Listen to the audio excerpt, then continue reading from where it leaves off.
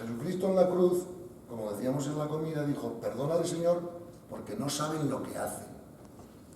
No dijo, perdónale, Señor, porque son malos, pero no hay que perdonarlos. ¿Me explico? Entonces, todo el problema del pecado es un problema de ignorancia. ¿Por qué? Porque el pecado no es pecado, es error. En inglés se llama miss the mark. En griego, está mal traducido esto en el Evangelio, ¿no? En griego y en arameo la palabra significa más error que pecado. Esto fue una traducción posterior del Concilio de Nicea y tal, ¿no? Claro, si tú no tienes ignorancia, no se te ocurre cometer un error ni un pecado, no se te ocurre, si tienes sabiduría. ¿Por qué? Porque sabes que el error trae siempre consecuencias. ¿Me explico? Consecuencias desagradables para ti. Entonces, si no tienes ignorancia, dices, joder, yo no quiero malos resultados. Entonces no cometes el error. Cuando cometes el error es porque desconoces la ley. Como decíamos antes en la... ¿vale? Entonces, el pecado original no está el pecado. El pecado original es simplemente cómo funciona el universo. Es decir, el alma nace inocente. Mira, solo hay dos tipos de seres que no tienen nunca ningún problema. Esa niña, porque es inocente, no tiene ningún problema. Y un místico, porque ya ha llegado la sabiduría. Los que tenemos los problemas son todos nosotros que estamos aquí en algún punto. ¿Me explico? Entonces, claro, el Edén es el estado de inocencia de alguna manera. Pero la inocencia, en la filosofía, hay una cosa que se llama la falacia pre-trans, ¿vale? Porque algunos románticos confunden la inocencia con la sabiduría. Y dicen que las dos tienen el mismo valor. Eso es lo que se llama la falacia pre-trans, ¿vale? Que la inocencia es pre-conocimiento y la sabiduría es post-conocimiento. Y en medio están los distintos grados de ignorancia. Pero no puedo equiparar la inocencia a la sabiduría. Esa niña es inocente, pero no es sabia. La inocencia es peor que la ignorancia en el sentido de que vas a tener que pasar por la ignorancia para resolverla, no sé si me explico, ¿no? Entonces, el pecado original, el Edén, ¿vale? El paraíso, es un estado de inocencia donde no hay problema. Pues ahora andaban todos en pelotas, ¿sabes? Inocencia, ¿vale? Luego, cuando estemos en la sabiduría, otra vez podremos andar todos en pelotas. Pero entre la inocencia y la sabiduría está la ignorancia, y ahí ya nos vestimos. ¿Me explico? Entonces, ese es el asunto, ¿no? No sé si te he contestado. Sí, sí, perfectamente. ¿Una otra pregunta? Sí. Estábamos hablando del Sí, tema adelante. y creo que bueno, tenía sentido hacerlo Sí, sí. para que todo el mundo, bueno, entendiendo todo lo que nos has contado, es bueno, ¿y ahora qué? ¿No? Vale. ¿Cómo? Pues ¿ahora qué? Pues ahora el entrenamiento. ¿Sabes? Porque imagínate que tú te crees todo lo que te cuento. ¿Vale? Y tú dices, coño, qué información más buena. ¿Vale? No interesa, me da paz, está bien. Pero ahora tú vuelves a casa. Yo no sé si tú tienes novio, marido, hijos, cuáles son tus circunstancias, pero ahora tú vuelves al mundo. Llegas a casa y tu hijo te da un grito, o te hace una trastada, o tu marido, lo que sea, o tu pareja, no sé qué, o en tu trabajo, lo que sea, ¿me entiendes? Y ahora tú tienes que entrenarte a mantener la paz en mitad de todas esas cosas. Y por mucho que tu mente haya entendido las ideas, no vas a ser capaz de ponerlas en práctica mañana. Porque tienes que pasar por un proceso de entrenamiento. En la comida puse el ejemplo del golf, ¿no? Vamos a ver, si yo quiero aprender a jugar al golf, yo lo primero que hago es que me cojo un libro, o un vídeo, o un profesor, que me explica por dónde es el swing. Claro, pues si da la bola por aquí detrás o por aquí, pues no avanza mucho, ¿no? Ya está muy estudiado que el movimiento perfecto es el que es para que puedas darle la mayor fuerza posible a la bola, ¿no? Y yo voy a entender eso en mi mente. Pero paradójicamente me pongo delante de una bola y no soy capaz de plasmar muscularmente digamos, la comprensión mental que mi mente ha tenido sobre el swing. ¿Digo?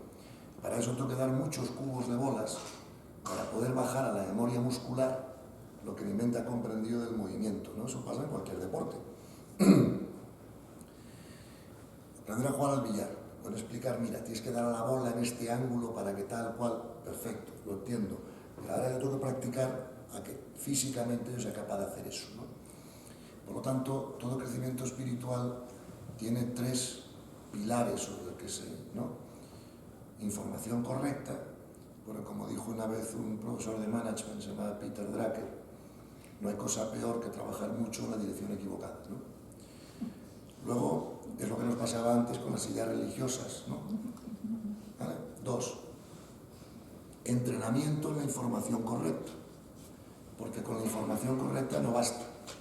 Porque si yo tengo la información correcta, yo puedo dar una magnífica clase universitaria, pero no puedo transmitir la energía, no puedo transmitir la autenticidad de la idea, ¿no? Para eso tengo que haberme entrenado yo en ella y vivirla yo. Y luego el tercer pilar es el manejo de la energía. Porque imagínate que yo soy Tiger Woods y yo tengo toda la información del golf, ¿sabes? Tengo todo el entrenamiento, soy el mejor jugador del mundo, pero si voy a jugar un torneo después de estar sin dormir 4 noches, tampoco gano.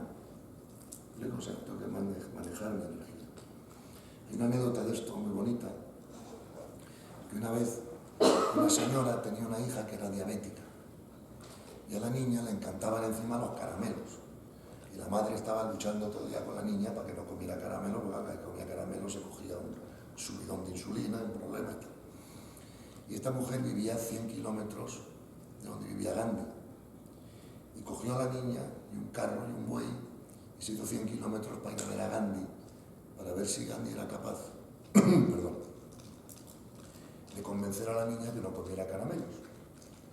La señora llega donde está Gandhi, se encuentra Gandhi, está ahí con los discípulos, explicándole unas cosas, le cuenta el tema y Gandhi le dice a la señora, hija, pues yo estoy encantado de ayudarte, pero por favor ven en 3 semanas. Joder, la mujer que ha hecho 100 kilómetros, tal, bueno, pues hace 100 kilómetros de vuelta para su casa, se dispone a volver a las 3 semanas. Y los discípulos que ven eso le dicen a Gandhi, oiga maestro, ¿pero cómo ha hecho usted esto? Si esta mujer lleva 2 días de viaje para tal cual, ¿cómo le ha dicho usted venga de 3 semanas? A ver si le he resuelto el problema, ¿no? Y dice Gandhi, hijos míos, no entendéis, yo también como caramelos. Hasta que yo no deje de comer caramelos, no tendrá eficacia lo que yo le diga a esa chica. ¿Entiendes? Entonces, por eso hay una gran diferencia entre saber acerca de algo y convertirte en ese algo. Saber acerca de algo sabes ya te da la conferencia, ya sabes. ¿Vale? Ya sabes que es multidimensional, ya sabes que es una eso ya lo sabes. Pero para poder convertirte en eso tienes que entrenarte. Entonces, ¿cómo te entrenas? Pues fundamentalmente cambiando tu pensamiento. Es decir, tú tienes que estar vigilando el subproducto es la paz. Si no tienes paz estás pensando mal, ese es tu entrenamiento.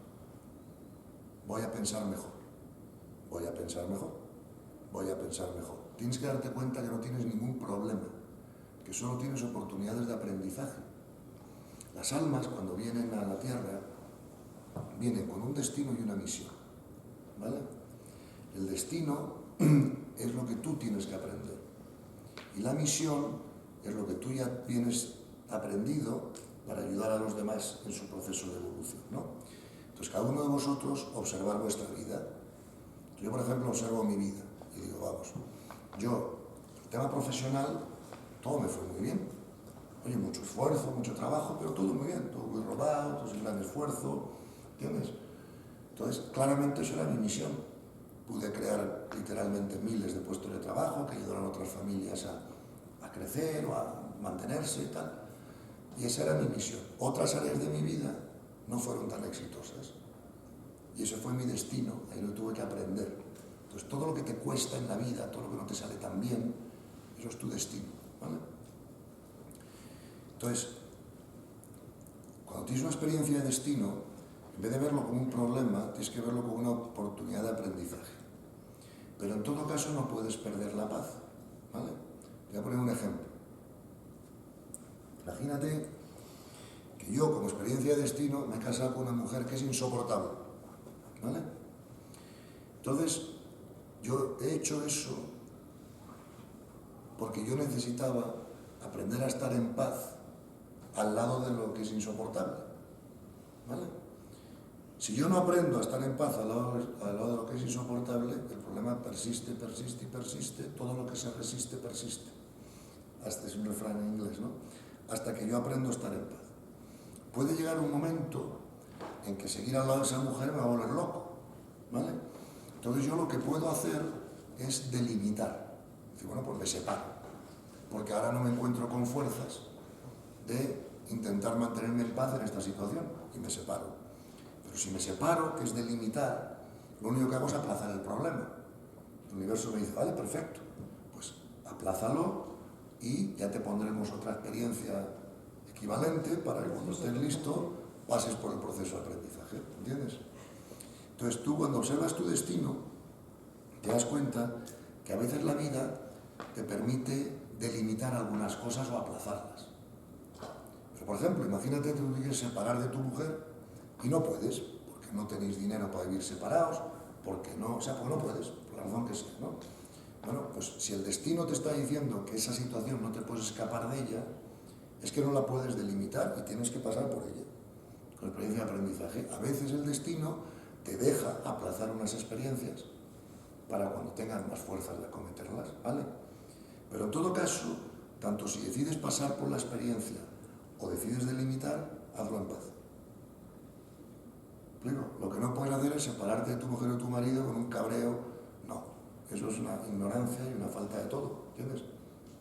Tú perdonas todo, te das cuenta que esa persona tiene limitaciones, tú también, todo es perfecto y necesario, delimitas, te separas, y seguir como amigos y se acabó. No sé si me comprendes. Todo lo demás está en el ego. Todo crecimiento espiritual es, en última instancia, una pérdida sucesiva de ego. ¿Explico? Entonces, cuando tienes mucho ego, eres muy narcisista, muy reactivo, muy todo eso, ¿no? Cuando ya no tienes ego, eres inofendible. ¿Explico? Entonces, todo crecimiento espiritual es una trascendencia del ego. Cuando digo ego, me refiero a ese conjunto de cuerpos inferiores, que son la mente inferior, el cuerpo emocional y el cuerpo físico. Todo eso junto forma lo que los psicólogos, filósofos llaman el ego, ¿vale? Pues todos tenemos ego, y el ego es muy necesario para el crecimiento espiritual, no tiene nada de malo. Era necesario para mejorar el instrumento, para evolucionar sobre los animales, tal. Pero si quieres llegar a ser un ángel, tienes que trascender el ego. Y como tú y yo, los dos, sí o sí, vamos a acabar siendo un ángel, pues cuanto antes trascendamos el ego, mejor. ¿Me explico? Ahora bien, tienes que comprender que para trascender el ego, más fácilmente, tienes que comprender su funcionamiento, ¿vale? Porque yo trasciendo más fácil lo que comprendo, ¿no? Pues el ego tiene dos necesidades básicas, que todos vamos a reconocer en cuanto las mencione, ¿no? La primera necesidad del ego es la necesidad de control / seguridad, ¿vale? La primera necesidad del ego es que no me pase nada físicamente, que no pierda lo que tengo, que todo lo de ahí fuera esté como a mí me gusta. Eso es lo que el ego busca todo el rato, ¿no? La segunda necesidad básica del ego es la necesidad que tenemos todos de ser queridos, respetados, admirados, admitidos por los demás, ¿vale? Y toda nuestra vida está muy condicionada de que los demás piensen bien sobre nosotros, ¿vale? Eso nos pasa a todos, ¿sí o no? Entonces, tienes que soltar esas necesidades del ego, ¿vale? ¿Cómo se sueltan? Comprendiéndolas. Entonces, por ejemplo, cuando alguien llegue y te diga, ¿me puedes decir cómo te llamas, perdona? Sí. Patricia. Cuando alguien venga y te diga, Patricia, eres estupenda. No, Patricia, eres estupenda. Piensa así, ¿cuánto me alegro de que esta persona tenga una opinión sobre mí de la que él se siente bien? A ti no te afecta. Pero ahora llega una persona y te dice, Patricia, eres una mierda y un desastre. Cuánto siento que esa persona tenga una opinión con la que él se siente mal. Pero tú no te sientes bien ni mal con ninguna de las dos opiniones. Entre otras cosas porque sabes que son opiniones. El único que sabe dónde estás es Dios. Digo, en el nivel de conciencia este, ¿no? Entonces yo puedo pensar que estás en el 4, otro puede pensar que estás en el 2. Los dos estamos equivocados, probablemente. Luego, ¿de qué te importa lo que piensen los demás? Tiene que te importar lo que piensa Dios, porque Dios sabe dónde estás. ¿Entiendes? Entonces, cuando sueltas eso, es cuando tienes paz. Porque si no, tú estás dando el control de tu felicidad a los demás. Porque claro, llegan 3, te dicen que eres una mierda y ya te han jodido todo el día. ¿Me comprendes? Y esos 3 probablemente son más ignorantes que tú, para empezar. Luego, lo que yo no voy a hacer, igual que no le doy a manejar mi dinero a un idiota, porque lo va a perder, no le doy a manejar mi felicidad a otro idiota. Eso tiene lógica, ¿no? Claro. Entonces yo, si alguien me dice, Gonzalo, eres la leche, ¿cuánto me alegro que este tío tenga una opinión con la que él se siente bien? Y luego viene uno y me dice, Gonzalo, eres un imbécil. Oye, pues cuánto lo siento que este tío tenga una opinión con la que él se siente mal. Yo me siento igual de bien con las dos, porque yo no soy ni la leche ni imbécil. Soy lo que soy. Y lo que lo sabe es Dios, no este ni el otro. No sé si me comprende. Entonces, ¿cuál es el problema? ¿Tiene sentido? Así es como vas creciendo, soltando ego, comprendiendo el mecanismo. Claro, si tú te das cuenta que tu paz depende de lo que otro opine, lo primero que tienes que hacer es darte cuenta, porque si no te das cuenta no lo resuelves. ¿Vale?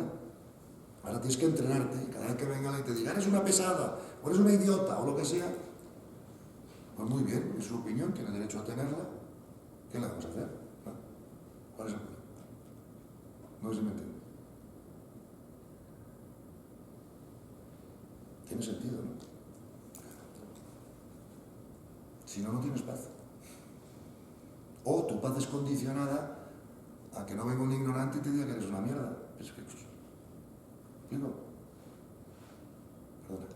Sí, ¿podrías comentar, ya mencionaste antes del tema de la energía vital y demás, pero creo que en la comida te he oído así de refilón, pues si podrías comentar algo más de ese tema? ¿En qué aspecto te gustaría que lo comentara? Bueno, para empezar no lo había oído, entonces cualquier información seguro que es bienvenida. Pero vamos a ver. En primer lugar, tenemos que comprender que todos somos energía. No somos materia. Ni siquiera el cuerpo físico es materia. Es energía. Y además es energía informada. Porque si no tuviera información, no tendría forma. Sería energía dispersa, ¿no? Entonces, todos nosotros tenemos una energía vital, que es la que nos corresponde a cada uno por nuestro nivel de conciencia. Esta energía vital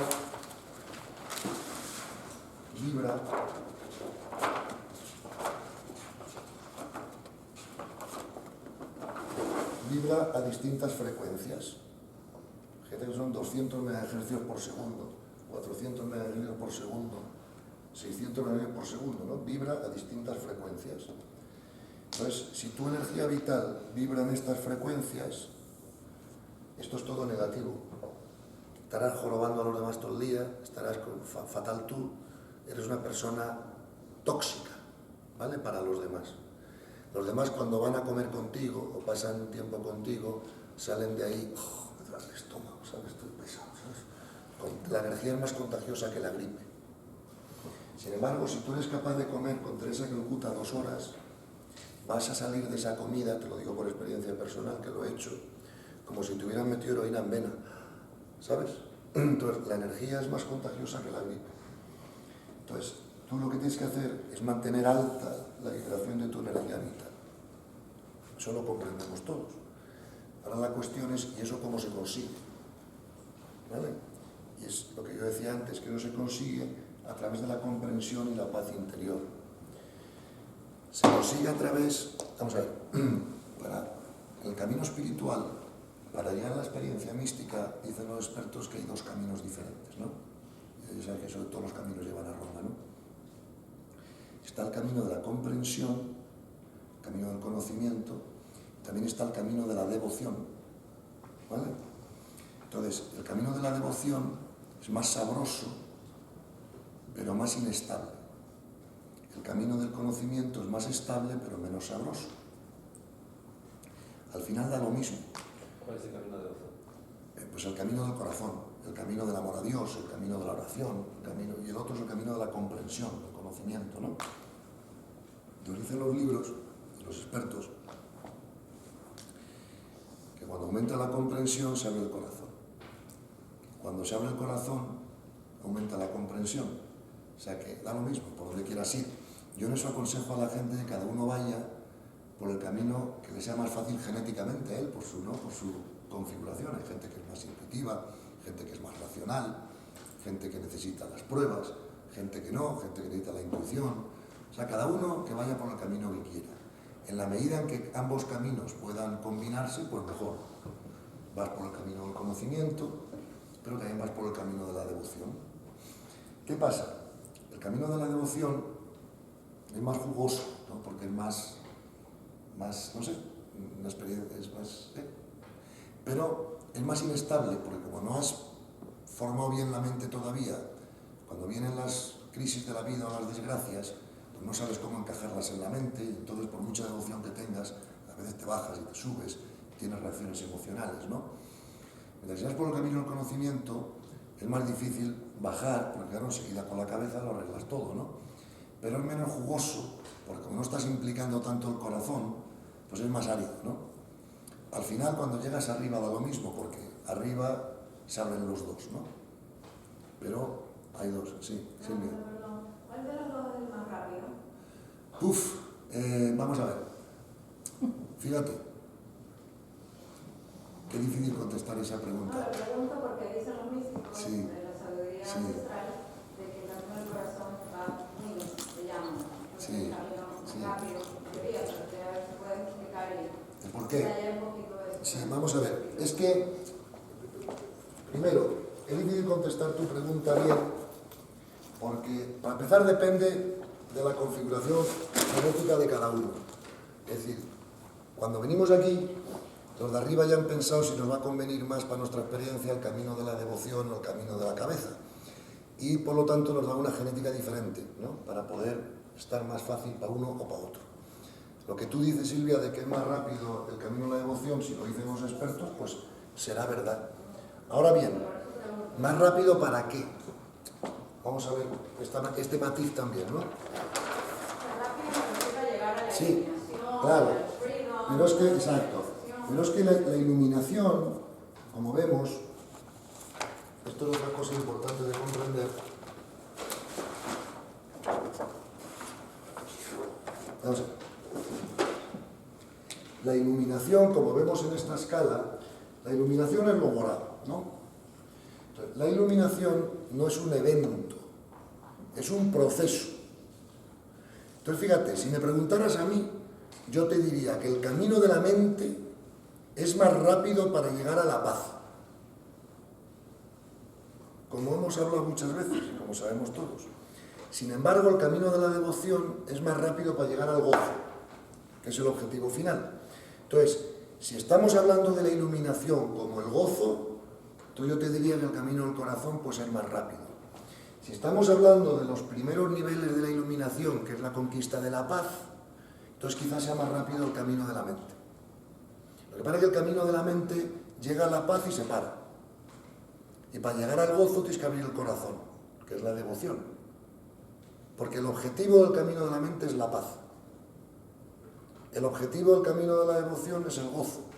Entonces, por eso digo, contestar a esa pregunta tiene truco. Pero el gozo está por encima de la paz. Sin duda. Entonces, sin duda alguna, tal vez lo que apunta directo al gozo es el corazón. No puedes llegar directo al gozo sin pasar antes por la paz. No se saltan etapas.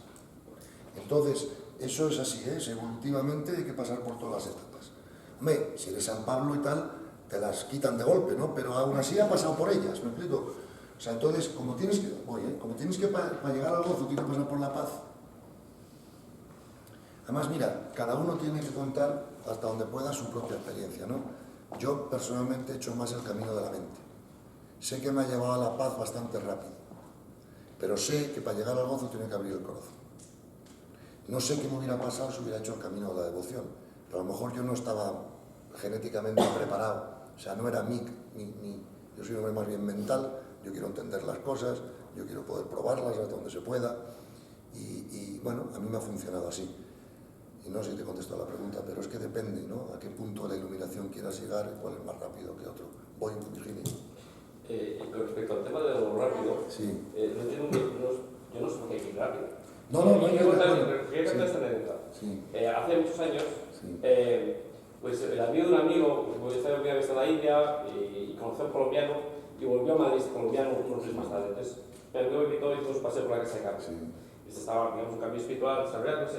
Y yo, mucho antes, aún más joven, pues había hecho algunas experiencias tántricas y le pregunté por el Tantra, ¿no? Y me dijo, sí, claro, el Tantra es rápido. O sea, por eso te gusta tanto el occidente, porque como sí, occidente queremos siempre resultados, Claro, claro. pues es rápido. Pero digo, mira, y me dijo una cosa muy simple, y dijo, mira, esto es como ir a 40 km por hora o a 160, vas más rápido a 160, pero te puedes estirar más fácilmente a 160, por ejemplo.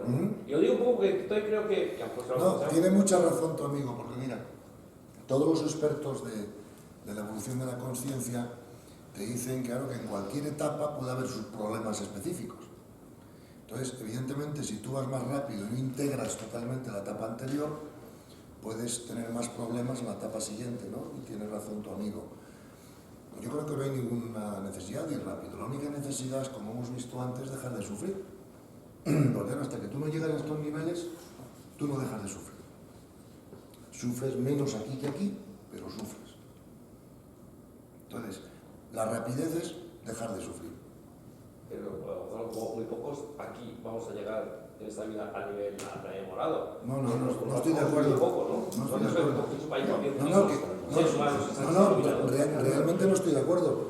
Yo te diría lo contrario. Yo te diría, si tú comprendes estas ideas, las empapas, las comprendes, liberas la mente de las limitaciones pasadas y te propones a ello con intensidad, o sea, que se convierta en tu primera prioridad, yo creo que tú llegas aquí en esta vida. Pero tiene que ser... Pero bueno. Pero antes has dicho que a ese grado de iluminación, solamente lo he dicho que a lo mejor estoy, ¿no?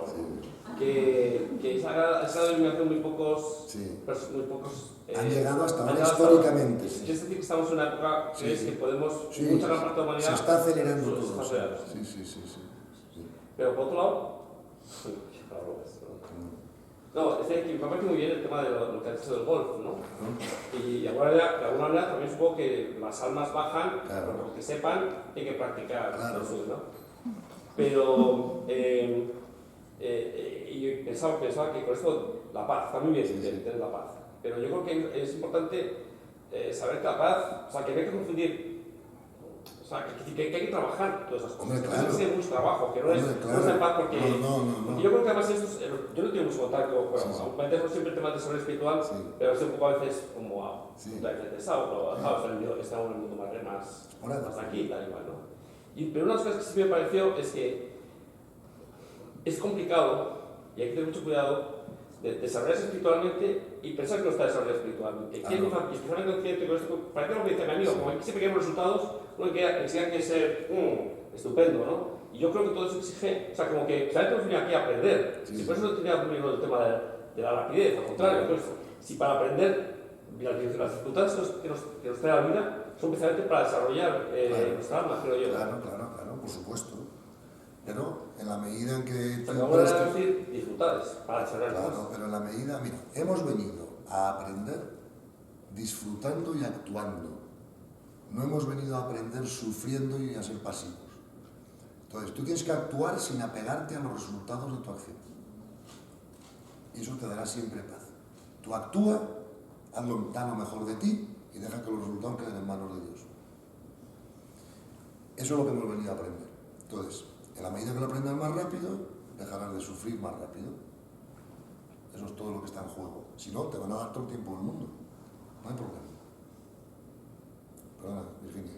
Hablando del tema del rápido, del despacio, del corazón a la razón, mi sensación es que, como tú bien dices, al final esto es una experiencia, esta es una. Sí. Pero viene como consecuencia de otra. Claro. Probablemente, pues en tu caso, como nos dices, tienes en este caso una experiencia más desde la razón, porque en otras vidas o en otras experiencias... A lo mejor he hecho más el de la emoción. A lo mejor la parte del corazón ha sido la que más has trabajado.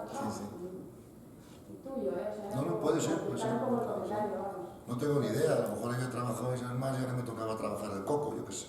Claro, digo que es al final no lo sé, yo sé lo que he hecho, ¿no? Yo yo estoy contigo, que yo creo que el ejercicio individual de cada uno es buscar de qué manera tú tienes, o sea, cuál es tu capacidad y desde esa capacidad potenciarla. Mira, el desarrollo espiritual de la gente, estoy de acuerdo contigo. Vamos a ver, ahora voy contigo, ahora voy contigo. El nivel de conciencia, esto no lo he explicado porque es que no da tiempo a explicar en 3 horas todo, esto son 8.000 horas. El nivel de conciencia es la nota media de 20 líneas de desarrollo individual. Estas 20 líneas forman lo que se llama un psicograma, ¿vale? Entonces, esta, por ejemplo, es la línea cognitiva, esta es la línea afectiva, esta es la línea ética, esta es la línea psicosexual, esta es la línea, y así hasta las 20, ¿no? Entonces tú puedes sacar en esta un 9, en esta un 7, en esta un 5, en esta un 10, en esta un 4. Cuando sacas la nota media de todas, eres tu nivel de conciencia. Entonces, en contra de lo que se hacía hasta ahora, por ejemplo con el psicoanálisis, que es que te ibas a las líneas más bajas y veías qué traumas tenías ahí que resolver o que trascender. Entonces, claro, cada vez que miras un trauma lo energizas de alguna manera, ¿no? Entonces, lo que se están dando cuenta ahora los psicólogos y la gente es que para resolver estos más bajos, estos 4, como tú muy bien has dicho, debes apoyarte en lo más alto, porque esta es tu fuerte, ¿no? Entonces, por ejemplo, imagínate que un tío tiene muy desarrollado la línea del servicio, pero tiene menos desarrollada la línea psicosexual, y todos los días le cuesta con 90 días. Pues si ese tío quiere perder ese hábito, en vez de luchar directamente contra eso, tiene que centrarse en el servicio. Entonces le tienes que decir, mira, la próxima vez que vayas con una mujer a cenar, para ligártela, en vez de ligártela, sé la de servicio. ¿Me explico? Y a ver qué sientes. Entonces, claro, él enseguida ve la satisfacción de esto, que es superior a esta. Y así es como resuelve esto. Es apoyándote en lo fuerte. Estoy de acuerdo contigo. Perdón. No, yo quería preguntarte, antes has hablado de tú y tu relación con los miembros de tu empresa, Sí. digamos, transmitirles este conocimiento, ¿no? Durante estos años estamos asistiendo a que se está hablando mucho de lo que es la cultura empresarial, etcétera, etcétera. Ahora, pues se está dando un tema se potencia los códigos de buenas prácticas, etcétera, etcétera. Y quizá es algo que viene, pues como todas las cosas, al cabo de cuando ya se van teniendo años, simplemente al hecho de observación. Es decir, si voy por un camino, pues al final hay una serie de hechos que se repiten, luego no son hechos aislados, sino son procedimientos. Es decir, si hago las cosas así, sucede algo, ¿no? Hemos visto que muchas firmas, aunque hayan cambiado de nombre o se hayan comido a otras, al final han acabado con los mismos problemas, ¿no? Entonces, los cambios que se pueden ir estableciendo a pequeña escala, pues es eso, ¿no? Tú con la gente con la que tienes, que lo que les transmites es un conocimiento que no está en libros. Claro. ¿Cómo estáis, tú eso cuando estás refiriéndote a tus... a los miembros de tu empresa, ¿cómo estás haciendo ese cambio? Sí, ¿Cómo explicas esto? Para empezar, yo no hago distinción de si son miembros de mi empresa o son terceras personas. Bueno, al final el mecanismo es igual para todos. Es igual, ¿no? Dentro, ¿cómo explicas esto más o menos dentro de un entorno, digamos, para que ese grupo de personas cambie? Bueno, lo primero que tienes que tener en cuenta en el servicio es que el arma más fundamental del servicio es el respeto. ¿Okay? ¿A qué me refiero con esto?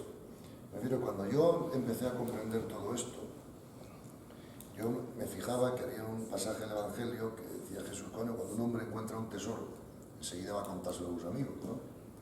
Entonces, claro, yo entraba a mis amigos con un caballo y una cacharrería.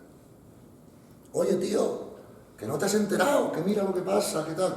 Tío, llévate la mierda, coño, Miguel. ¿Sabes lo que decir? O sea, lo primero del servicio es el respeto. Nunca le digas nada a nadie que alguien no te haya pedido. Porque si la persona no está lista para recibir la información, o sea, si no es correspondiente, el intentar dársela es contraproducente. Primero, porque le estás interfiriendo en sus experiencias de destino diseñadas por Dios, no por ti. Y segundo, porque como no te va a entender, ¿sabes? Si no le interesa, pues entonces lo único que están haciendo es forzando situaciones y creando fricción y conflicto, ¿vale? Tú como mucho puedes invitarle a la persona, ¿no? Por ejemplo, una persona te viene y te cuenta que tiene un problema con su pareja.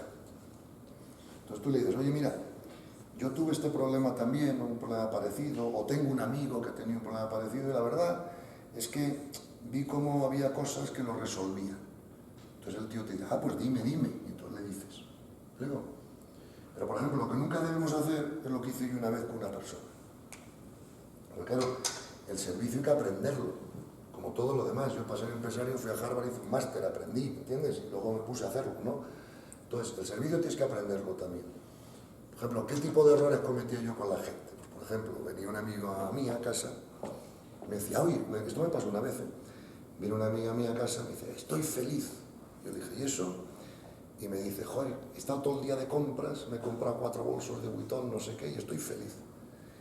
Y tonto de mí, como era amiga mía, se me ocurrió decirle, hija, ¿no te das cuenta que eso de estar todo el día de compras, pues a lo mejor no es lo más espiritual del mundo, la mejor manera de, ¿sabes?, de usar tu tiempo?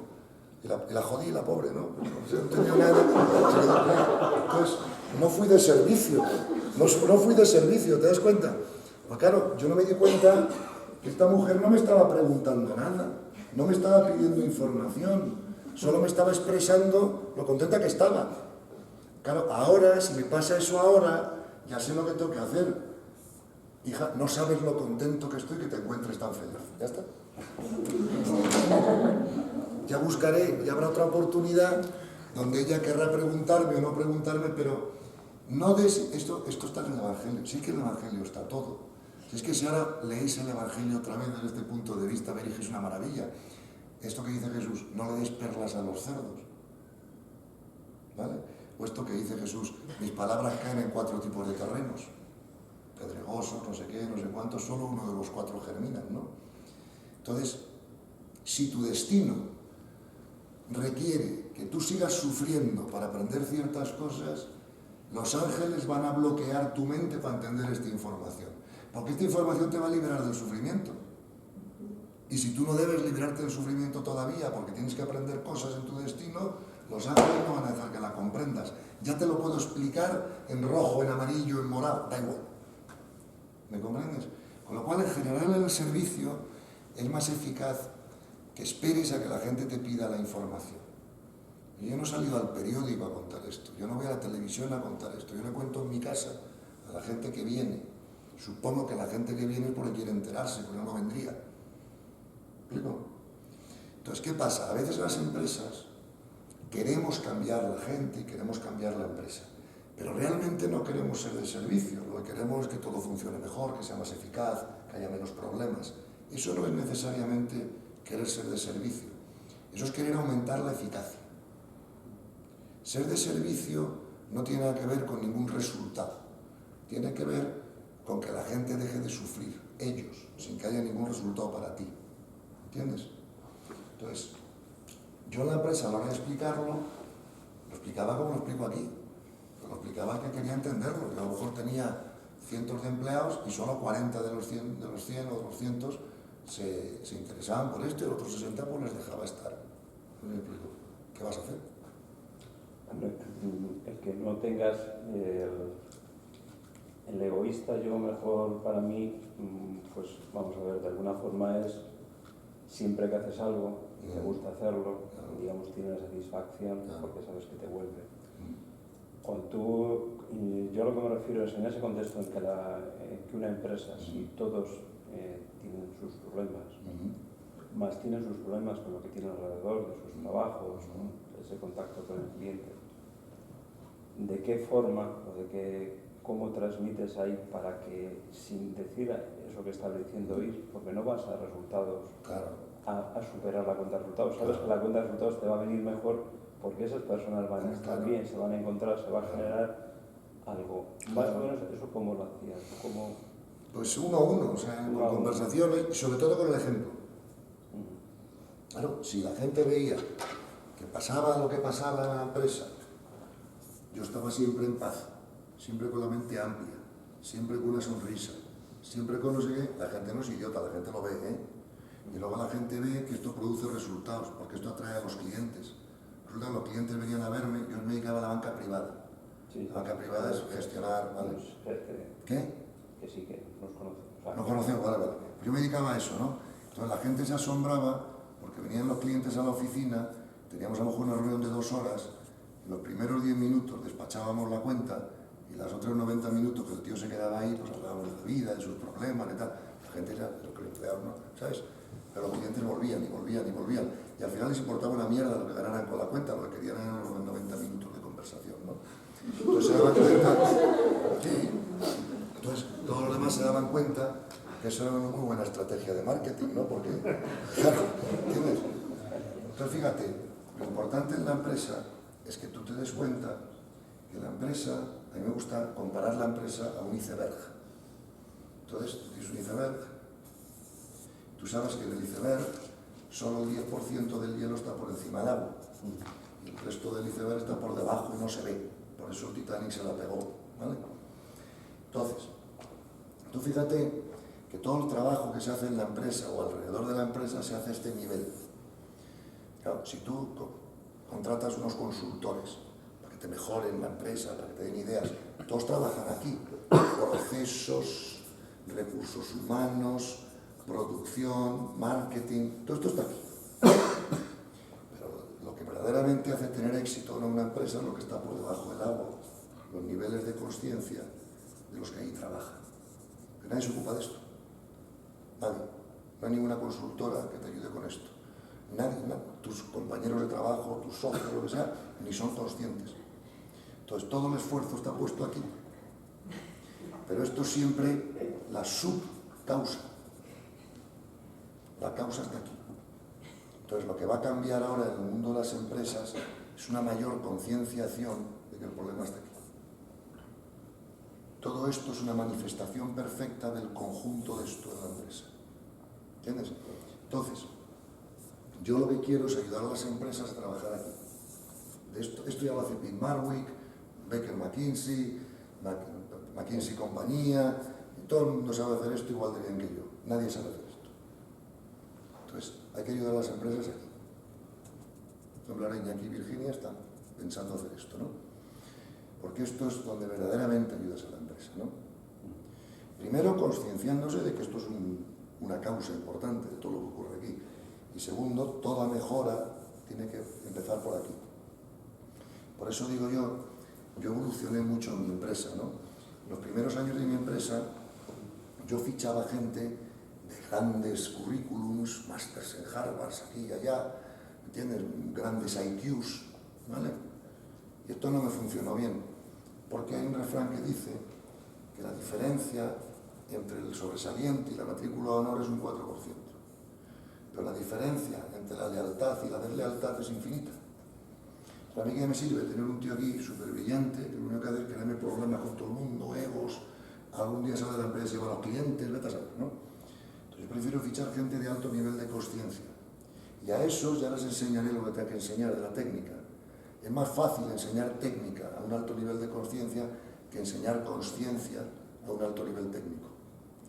Entonces cambié de manera de pensar y empecé a relacionarme y a fichar más gente de este nivel de consciencia, ¿no? Entonces esta idea de la empresa como el iceberg es muy potente a la hora de tener en la cabeza, es porque saber que tienes que actuar aquí. El problema es que la actuación aquí es 1 a 1. ¿Entiendes? El cambio de conciencia es 1 a 1. Entonces es más lento, más tal, pero es la única solución. Todo lo demás no sirve para nada. Perdona, Virginia.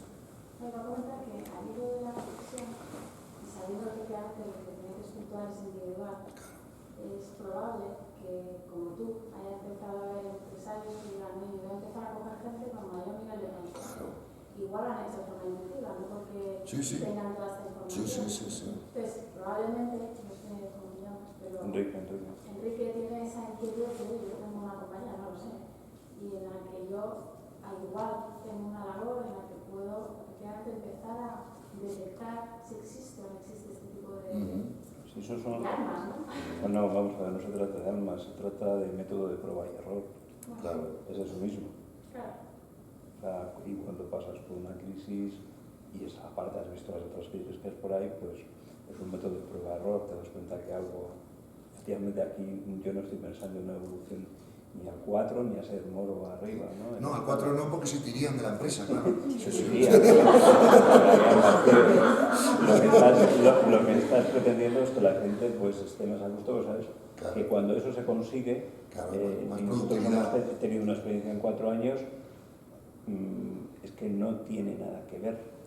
La compañía cambia, ¿no? O sea, No, es que cambia, es que ese es el primer cambio. Perdón, Enrique, ¿tu empresa de qué se...? O sea, nosotros lo que tenemos es un despacho de tributario y fiscal grande, Ok, pues una empresa de auditoría, ¿no? Ok. Y entonces procedemos pues desde la Sí, administración. no, lo tuyo es un No, servicio, no, depende de las personas, claro. O No, sea, que pero tú no vendes tenemos- un producto, Ya, vendes pero- un asesoramiento. Ya, pero que tenemos la experiencia ya, o la experiencia de venir pues, de las grandes firmas y bueno, en todo el entorno de muchos años ya. Claro. Entonces, simplemente por la observación has visto que lo Sí, sí, sucede. no Y sé cómo, cómo. pero claro, nunca llegas a tener un método de esto. No, es que no. Es que el método es difícil, sí. en Dime. el entorno corporativo, ¿no? Sí. Cuando, pues yo me planteo, ¿no? Pues cuando contrato gente, es muy difícil, o ¿qué forma hay de también, es más intuición, es más... Sí, vamos a ver. El nivel de conciencia se puede medir objetivamente como mides el IQ. Lo que pasa que están investigando ahora muchos métodos de medición del nivel de conciencia. Hay un método que es la kinesiología, que se basa en la fuerza muscular. Por ejemplo, si yo cojo una foto de Teresa Calcuta y cojo una foto de Hitler y meto cada foto en un sobre opaco, tú no sabes cuál es cuál, ¿vale? Tú te pones en el pecho el sobre que tiene la foto de Teresa Calcuta y tus músculos se fortalecen. Y te pones en el pecho la foto que corresponde a Hitler y tus músculos se debilitan. Se puede medir. Pero sin saber qué es lo que... Sin saber, aunque no sepa. Es más, aunque tu mente piense que Hitler es fabuloso y Teresa Calcuta el demonio, aunque tu mente esté tan confundida, esto funciona por encima de la mente. O sea, ¿me entiendes? Entonces, por ejemplo, Ese es el método de las estampitas, ¿ya? no, por ejemplo, coges una manzana orgánica, te la pones en el pecho, tus músculos se fortalecen. Coges una manzana de pesticida, de estas de tal, y tu músculo se... O sea, todo lo que contribuye a la vida, todo lo que es positivo, todo lo que haga la naturaleza del universo, hace que se fortalezcan tus músculos, eso lo han demostrado ya, y todo lo que es negativo hace que se debilite. Y eso se puede medir. Yo he ido varias veces ya a médicos en Estados Unidos, donde esto está un poquito más avanzado, que ya no te mandan análisis. Te ven y ellos se dicen, esta persona tiene un problema de riñón, y se testan la fuerza en los dedos, y si es fuerte, pues es que sí, y si no es que no. O sea, el campo de consciencia responde a preguntas binarias, sí o no, ¿no? Entonces yo, por ejemplo, puedo decir, el nivel de conciencia de Juan Pablo II era 560, ¿sí o no? Si no era ese, mis músculos se debilitan, si es ese, se fortalecen, porque es la verdad. ¿Me explico? Entonces, para que ese método no está todavía como, a menos para mí, perfectamente desarrollado para que yo pueda decir que es infalible. Es un poco como el método de la máquina de la verdad. Hombre, que es indicativo, pero que todavía no se admite como prueba. En una entrevista de trabajo, no sé, no me veo haciendo eso. No, si no hace frío. Si no, escucha. Mira, que se vaya. No, que si no te ve nadie. Yo lo hago a veces, yo estoy debajo de la mesa, pongo los dedos así y lo veo, ¿entiendes? Claro, entonces lo que te quiero decir con eso es, yo personalmente no uso ese método. Sí, Yo, sí. interrumpir, nosotras tenemos un profe, bueno, estudiamos naturopatía Sí. y claro, pues Claro. saben de kinesiología y Claro, lo claro. hacen y funciona. Pues claro que funciona, pero tienes que tener mucha práctica y además es un método como difícil de cuantificar, porque también depende de tu propia sensibilidad de ver tu propia fuerza muscular. Pasa un poco, por ejemplo, como con las pruebas de ADN. ¿Te acuerdas que al principio no tenían fuerza probatoria en la corte y cuando fueron perfeccionando el propio método de testar, ya empezó a tener fuerza probatoria, ¿no?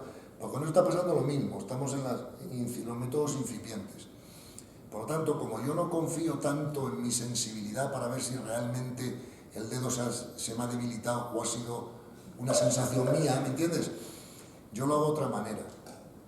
Yo veo el nivel de conciencia de la gente nada más entrar por la puerta. Por dos razones. Primero, porque me he entrenado a generar esa sensibilidad, ¿no? Pero además viene con el territorio.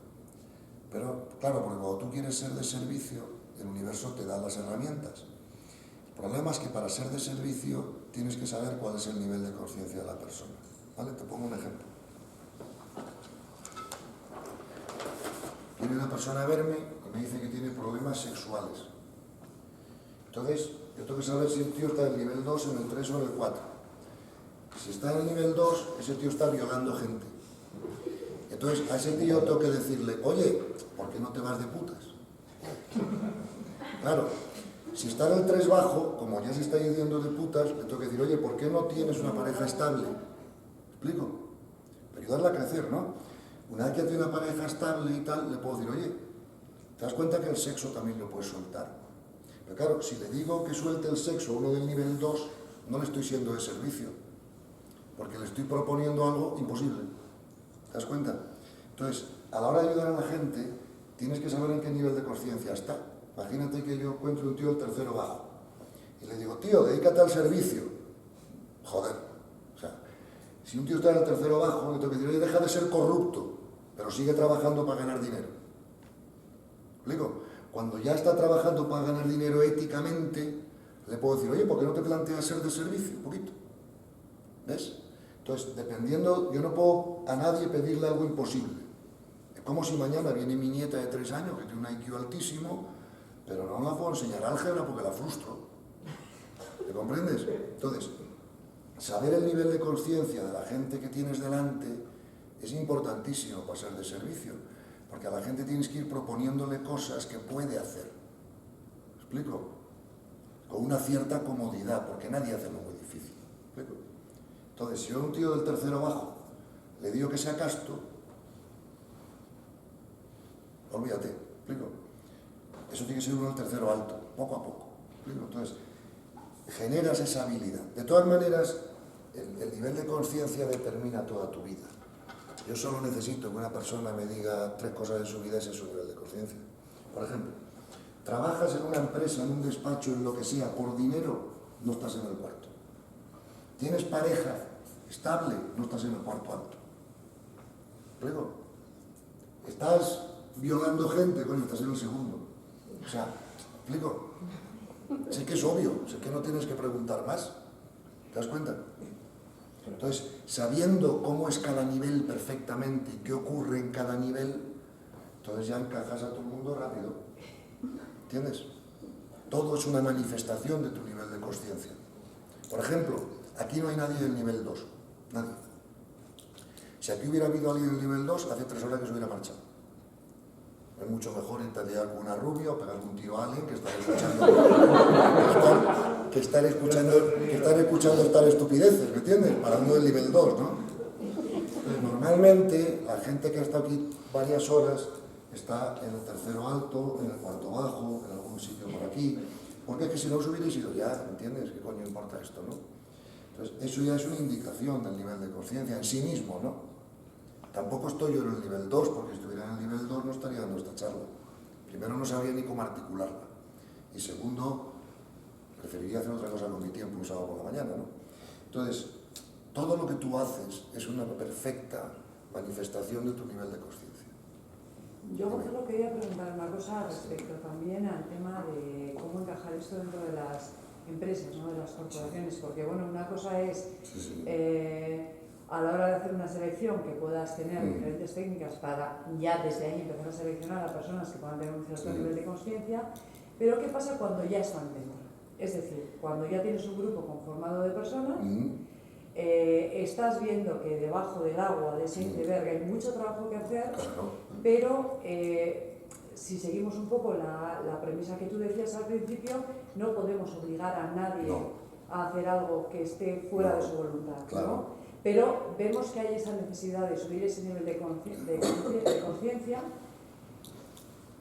pero ¿cómo entramos sin entrar como un elefante en una cacharrería? Le pides permiso, ¿Y cómo romper las resistencias posibles que pueda haber? Porque en muchas organizaciones ocurre que se detecta, o ya están detectadas muchas veces las personas tóxicas, ¿no?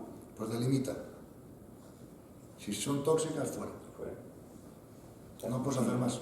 Tú delimita, porque además, si son tóxicas porque tienen un nivel de conciencia bajo, ellos no son culpables. Esas personas a lo mejor son mucho mejores que tú, lo que pasa es que son más jóvenes. O sea, vamos a ver. Sí, sí. Si aquí viene mi nieta de 2 años que tiene un IQ de 160, ¿es peor que tú?